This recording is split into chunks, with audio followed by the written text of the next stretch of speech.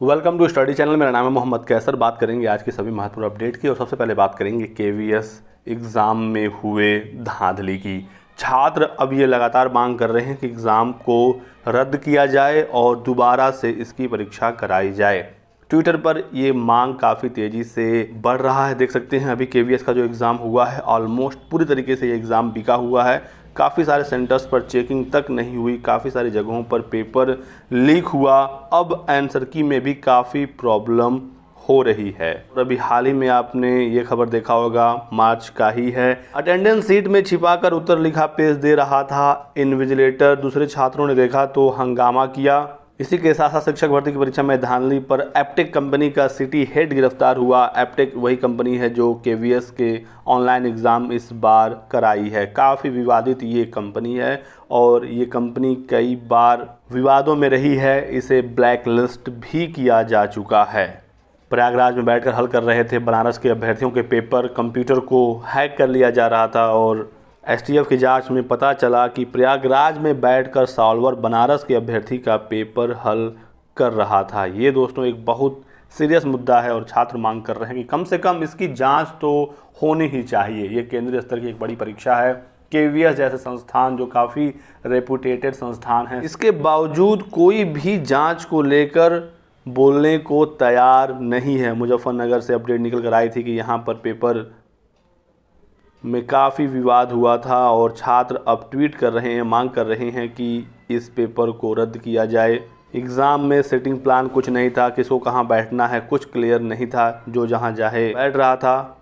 जांच के नाम पर कुछ भी नहीं हो रहा था। लेह लद्दाख डिस्ट्रिक्ट में भी पुलिस ने बताया था कि यहाँ पर गड़बड़ी हुई है। केवीएस टीजीटी की परीक्षा में भी सेधमारी हुई थी। रिमोट पर सिस्टम ले लिया गया था। दैनिक भास्कर ने पूरा इसका वीडियो दिखाया था जहां पर स्क्रीन पर 2 कर्सर चल रहे थे, कहीं और से बैठकर सॉल्वर प्रश्नों को हल कर रहे थे। तो आप कमेंट करके बताइए आपको क्या लगता है केवीएस भर्ती में भ्रष्टाचार हुआ है या नहीं, और हुआ है तो किस लेवल तक हुआ है, क्या इसकी जांच होनी चाहिए। बात करेंगे दोस्तों नए आयोग की। टीजीटी पीजीटी और असिस्टेंट प्रोफेसर भर्ती की परीक्षा की। तो देख सकते हैं आयोग का पता नहीं, भर्ती पर करेंगे मंथन। तो माध्यमिक शिक्षा सेवा चयन बोर्ड में ना सदस्य हैं और ना ही सदस्यों की नियुक्ति पर कोई खास कार्रवाई देखने को मिल रही है। अध्यक्ष भी 8 अप्रैल को यानी अगले माह रिटायर हो जाएंगे। वहीं पर उच्चतर में भी हाल वही है, यहाँ पर अध्यक्ष भी रिटायर हो चुके हैं, सदस्य भी नहीं हैं और तो कोरम पूरा नहीं होने की वजह से भर्तियां लटक गई हैं। और इसी बीच शासन के अफसर और शासकीय सहायता प्राप्त महाविद्यालयों में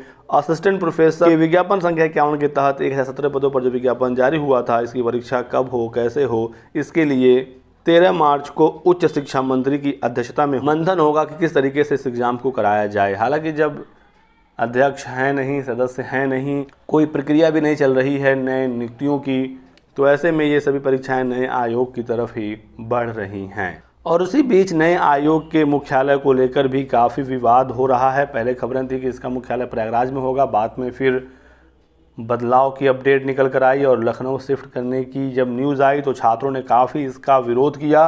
तो इस पर भी अभी विचार विमर्श हो रहा है कि नए आयोग का मुख्यालय प्रयागराज में हो या लखनऊ में हो, और यही सब कारण हैं जिसकी वजह से आयोग के गठन में देरी हो रही है। देखते हैं 13 मार्च को क्या होता है। जो भी अपडेट होगी सूचना आपको दिया जाएगा। उच्चतर की भर्ती यदि पुराने आयोग से नहीं हुई, नए आयोग से हुई, तो आप बिल्कुल 100% मानकर चलें माध्यमिक की भी जो टीजीटी पीजीटी की भर्ती है वो नए आयोग से ही होगी, क्योंकि पुराने आयोग को बहाल करने में सरकार फिलहाल इंटरेस्टेड नहीं है। बात करें दोस्तों उत्तर प्रदेश में प्राथमिक शिक्षक भर्ती की, तो अभी हाल ही में विधानसभा में सवाल पूछा गया था कि उत्तर प्रदेश के प्राथमिक विद्यालयों में कितने पद रिक्त हैं। कुछ स्पेशल मंडल के संबंध में सवाल था तो जानकारी निकल कर आई थी कि काफ़ी पद रिक्त हैं। प्रयागराज मंडल की बात करें तो 7149 प्राथमिक और 3700 उच्च प्राथमिक विद्यालयों में शिक्षकों के पद रिक्त हैं। जब पूछा गया कि इन पदों को भरने की क्या कार्य योजना है, तो सरकार ने साफ बताया कि इसे भरने के लिए कोई भी कार्य योजना अभी तक नहीं बनी है। यह जानकारी विभागीय मंत्री ने विधानसभा में दी। ऐसे में नए सत्र में पठन पाठन किस तरीके से होगा, ये बड़ा सवाल है। और यहाँ से बिल्कुल ये क्लियर है कि नई प्राथमिक शिक्षक भर्ती पर सरकार का कोई भी विचार नहीं है। इस साल सुपर टेट की उम्मीदें ना के बराबर ही हैं।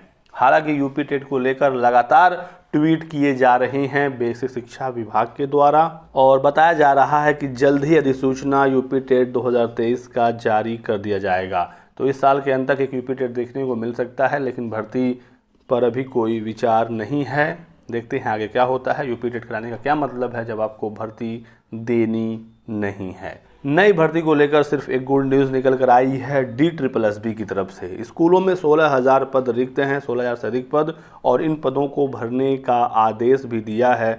उच्च न्यायालय ने दिल्ली सरकार को जवाब मांगा है और कहा है कि 4 सप्ताह के भीतर हलफनामा दाखिल करिए। न्यायालय ने 4 सप्ताह के भीतर हलफनामा न देने पर संबंधित प्रतिवादी को 25,000 रुपये जुर्माना देने के लिए भी कहा है। दिल्ली सरकार के स्कूलों में शिक्षकों की कुल क्षमता 53,933 है, जिसमें से 16,546 पद रिक्त हैं।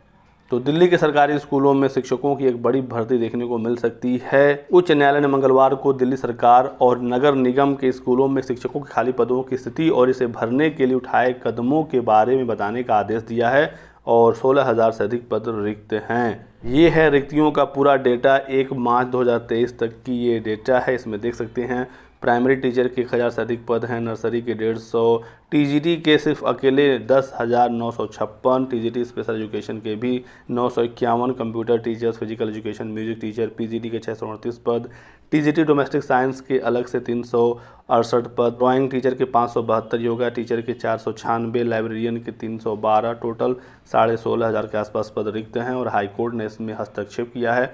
उम्मीद है अगले 1 से 2 महीनों में इन पदों को विज्ञापित कर दिया जाएगा। DSSB में आप किसी भी राज्य के रहने वाले हों आवेदन कर सकते हैं। तो ये रहा दोस्तों आज की वीडियो में कुछ महत्वपूर्ण अपडेट।